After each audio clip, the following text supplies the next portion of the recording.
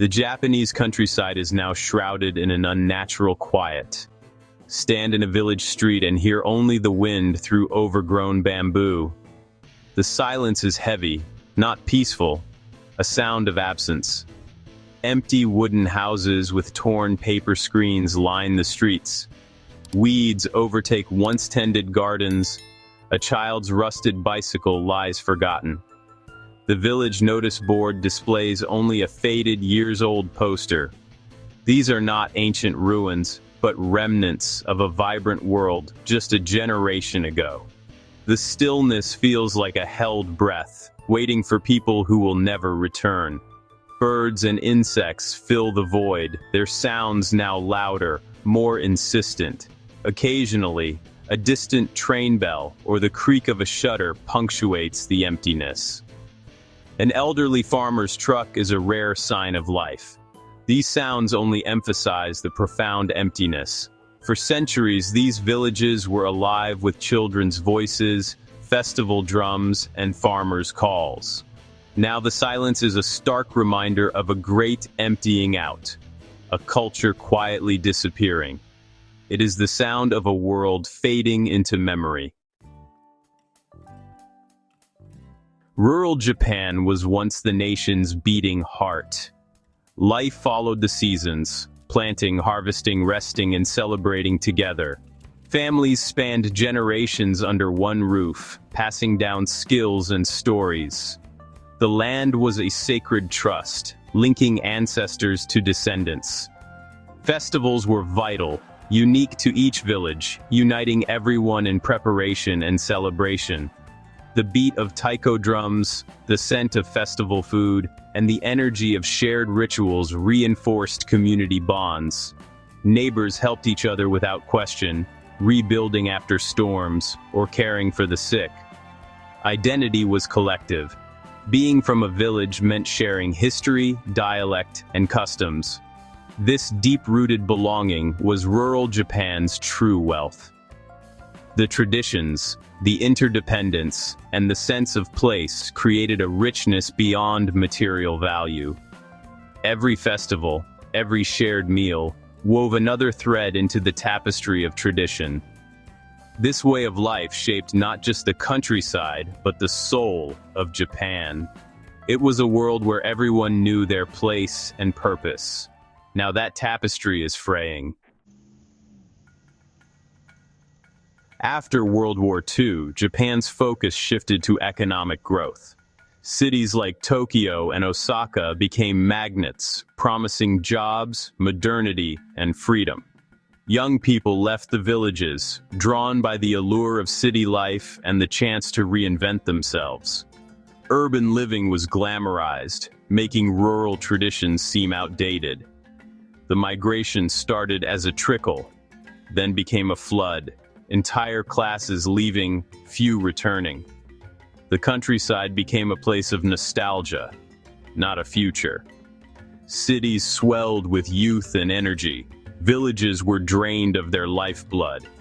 Those who left were seen as successful, embracing the new Japan. The nation's attention turned to its booming cities. The rural heartland was left behind, a silent casualty of progress. As youth left, villages aged, schools closed, their playgrounds silent and overgrown. In many places, the youngest resident is now in their 60s.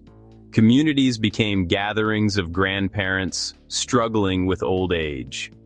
The last shop, run by an elderly couple, closes, another lifeline gone. Daily life is a quiet struggle, maintaining old houses, tending gardens, coping with isolation. The term Genkai Shiraku, marginal village, describes places where social functions are collapsing. But numbers don't capture the loneliness of the last farmer or the sadness of a grandmother whose grandchildren rarely visit. The support network is fragile, the silence in homes deafening. These valleys are filled with memories, but few people remain to remember. The reality is a slow, quiet decline. Across Japan, thousands of villages face this fate. Why don't young people return? The answer is complex. Jobs are scarce. The industries that once thrived have faded. Returning often means a pay cut and uncertain prospects.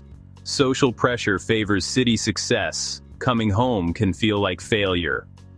Urban anonymity is traded for rural scrutiny and tradition. Inheriting a family home is a heavy, costly responsibility, not a gift. Many simply abandon properties, adding to the growing number of vacant houses. Modern infrastructure, fast internet, healthcare, schools is often lacking. For many, the countryside feels disconnected, a step back in time. When people leave, nature returns, relentlessly. Weeds crack pavement, bamboo invades gardens, and empty houses crumble. Roads and bridges decay, rice paddies collapse into wild fields. Wildlife reclaims the land. Boars, monkeys, even bears roam abandoned villages. For the elderly, this is not a romantic return of nature, but a source of fear and conflict. Overgrown forests become fire hazards. Abandoned houses threaten collapse. The landscape loses its human touch, order replaced by chaos. The slow decay is hazardous, not peaceful. The comforting order of community life is replaced by untamed nature. The village's story is erased, one season at a time. Nature's reclamation is both beautiful and unforgiving. Not all is lost. Some fight to revive the countryside. Free or subsidized houses, grants, and business incentives lure new residents. Remote work offers hope. Some young people seek space and a slower pace. These newcomers bring energy, opening cafes, or working remotely in old homes. Villages promote tourism, restore festivals, and market local crafts. Specialized agriculture and artisanal products offer new lifelines. Revival requires creativity and dedication, but successes are rare. For every village reborn, many more continue to decline. The scale of depopulation is overwhelming. Small efforts can't reverse the tide. Recovery is fragile, often temporary. The struggle is valiant, but the ocean of emptiness keeps rising. The true cost of rural decline isn't measured in numbers. With each passing elder, a library of knowledge vanishes. Local history, dialects, and traditional skills. Arts and crafts once passed down through generations fade away. Terraced rice paddies and cultural landscapes collapse, erasing centuries of harmony with nature. The loss is not just scenic, but a record of sustainable living. Japan's identity, rooted in the countryside, the Satayama, and the rice farmer, grows abstract. The connection to seasons, nature, and community becomes a memory. The nation grows more urban, more uniform, and less rich in what truly matters. What disappears is not just a way of life, but a part of the nation's soul. The emptiness is cultural as much as physical. Rural Japan's story is a quiet tragedy unfolding in slow motion. Empty houses and overgrown fields are monuments to a lost way of life. To walk these villages is to feel the weight of all that's vanished.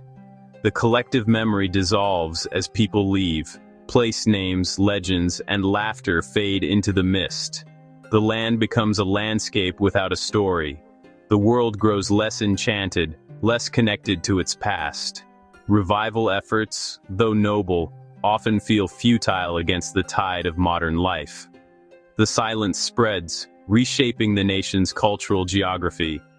What is the value of these places in a world obsessed with growth? To lose them is to lose a vital part of our human heritage, a slower, wiser way of being. As the last lights go out, we lose more than communities. We lose wisdom. All that remains are echoes, fading in the silent mist.